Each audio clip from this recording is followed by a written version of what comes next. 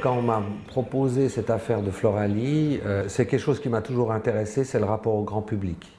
C'est-à-dire qu'est-ce que les artistes ont à faire avec cette affaire de fleurs et puis en même temps avec je dirais presque le jugement du grand public.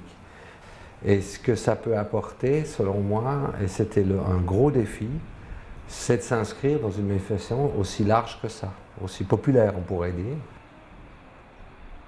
Ce que dit le sens commun par rapport aux fleurs, je crois que tout le monde le sait, hein, c'est que les fleurs c'est plutôt joli, c'est plutôt agréable à voir, et puis que parfois ça sent bon, enfin bref. Mais pour un artiste, et depuis que l'art existe, les artistes sont mis au défi d'interpréter la nature, notamment les fleurs, et à travers les fleurs, ils racontent beaucoup de choses. C'est-à-dire qu'ils parlent souvent de la femme, de la relation amoureuse, ils peuvent parler de la mort aussi. Les interprétations sont multiples.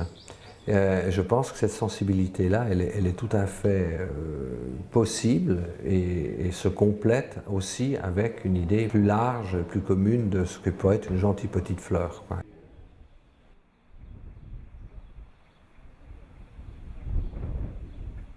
La perception des artistes, et c'est ça qui m'intéressait, c'est qu'elle rentre en conflit ou en tout cas un petit peu en contradiction avec une manifestation populaire. C'est une espèce d'implication qui est inhabituelle mais qui est possible. Et puis alors moi je pense que pour une manifestation comme les Floralis, c'est nettement un enrichissement. Peut-être tout le monde ne l'a pas vu comme ça, mais pour moi là où on a réussi quelque chose, c'est que les travaux d'artistes, les 5 projets, n'ont rien à faire avec la décoration.